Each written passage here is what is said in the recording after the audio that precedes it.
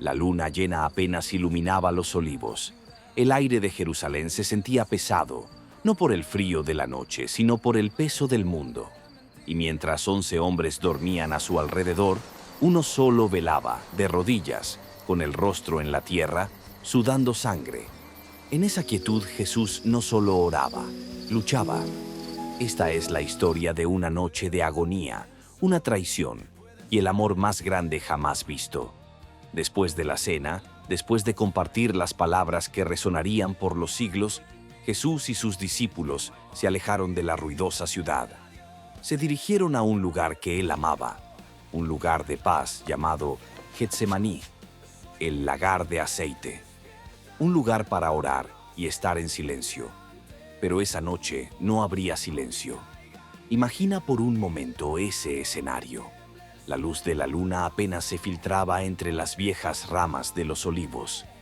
El aire de la noche era fresco, pero un calor distinto, uno de angustia, estaba subiendo en el corazón de Jesús.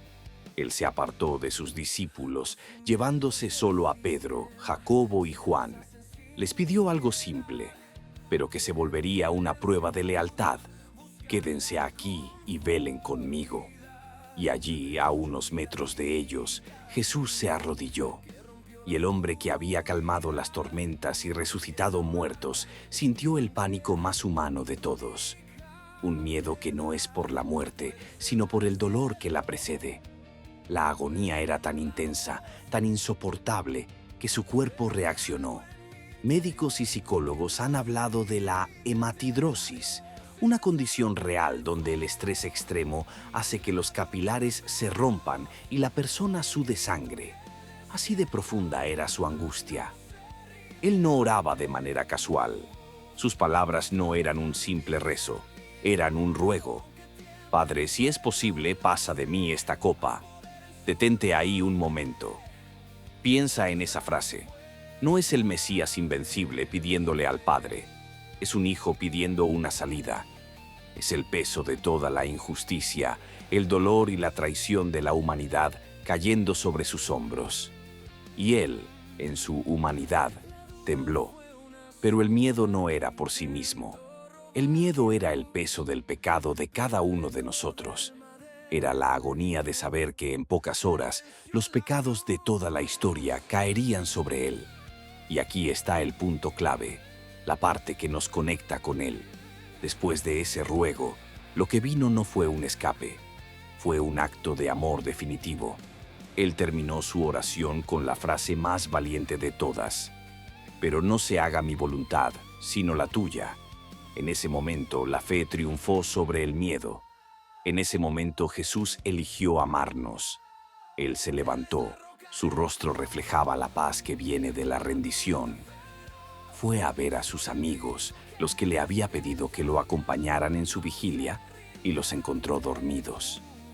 ¿Así que no han podido velar conmigo ni una hora? Y ese momento nos muestra lo solos que podemos sentirnos, incluso cuando estamos rodeados de gente. Jesús se enfrentó a la soledad de su destino, pero no se rindió. De pronto, el silencio de la noche se rompió. Antorchas y espadas se acercaban. Un grupo de soldados con el Sanedrín al frente marchaban hacia ellos, y a su lado uno de los suyos, uno de los 12, Judas Iscariote. No hay una imagen más dolorosa en la historia que el beso de la traición. Imagina a Jesús, que sabía lo que venía, con el corazón roto. Él le pregunta a Judas, su amigo, su compañero de camino: «Judas, con un beso entregas al Hijo del Hombre». El dolor de la traición por parte de alguien a quien amabas es un dolor que nadie puede entender, y aún así, Jesús lo abrazó.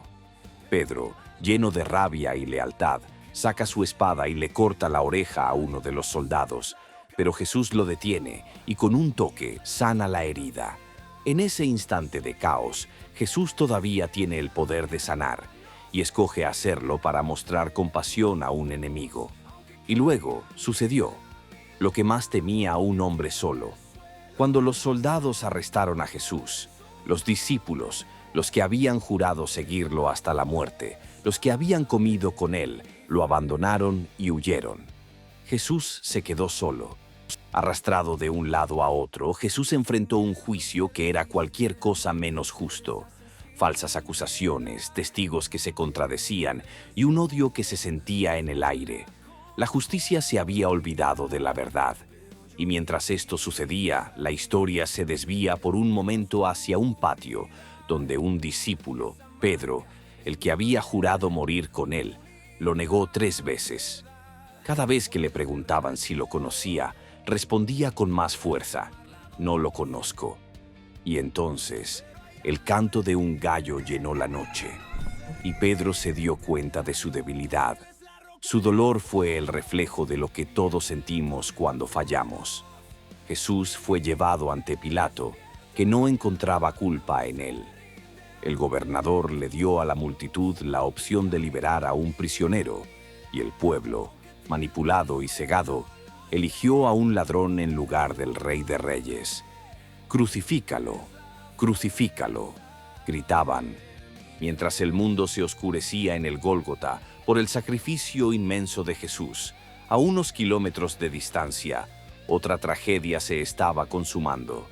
La historia de un hombre cuyo nombre se convertiría en sinónimo de traición: Judas Iscariote.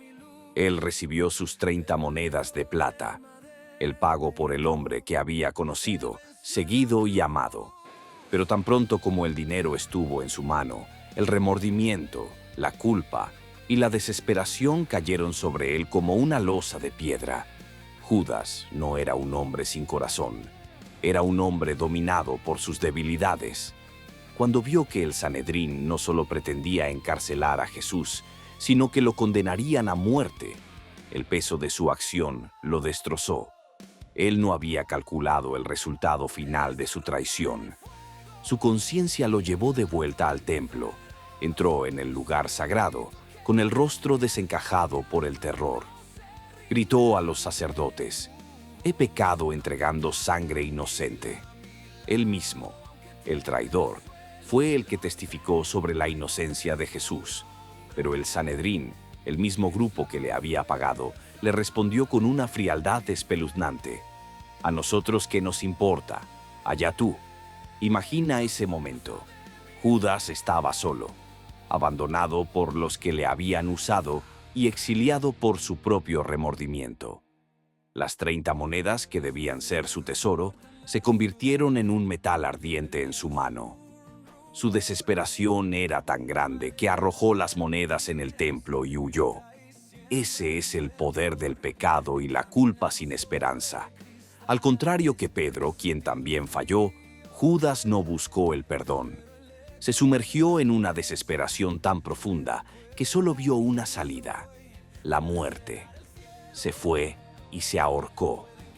Una vida que podría haber sido de fe y arrepentimiento terminó en la más absoluta oscuridad. Y su dinero, las 30 monedas de la traición, fueron usadas por los sacerdotes para comprar el campo del alfarero, un lugar destinado a ser cementerio de extranjeros. Y aquí está la lección más importante de la noche. Tenemos 2 discípulos que fallaron, que pecaron. Pedro negó a Jesús con su boca, pero cuando se arrepintió, lloró amargamente y fue restaurado. Pedro encontró el perdón y la esperanza. Judas traicionó a Jesús con un beso, pero en lugar de buscar la misericordia que Jesús ofrecía incondicionalmente, eligió la desesperación. Jesús ya lo sabía. Él ya había rezado por Judas, lo había amado hasta el final, incluso en la última cena. Su sacrificio en la cruz no fue solo para liberarnos del pecado, sino también para liberarnos de esa desesperación paralizante que sintió Judas. Él venció al miedo con la fe y al dolor con el amor supremo por ti. Él sufrió y murió para que, incluso después de nuestra peor traición, tuviéramos la opción de arrepentirnos y ser perdonados. El acto final de Jesús no es la muerte, es la resurrección. Es la prueba de que su amor es más fuerte que el miedo, más fuerte que el pecado y más fuerte que la muerte. Si esta historia te ha recordado que el amor de Dios es más grande que tu peor error, te pido que hagas dos cosas. Primero, suscríbete a este canal para que juntos exploremos más historias de fe y esperanza. Y segundo, deja un comentario aquí abajo. Cuéntanos qué te enseña el contraste entre la desesperación de Judas y el perdón de Jesús. Nos encantaría escuchar tu testimonio.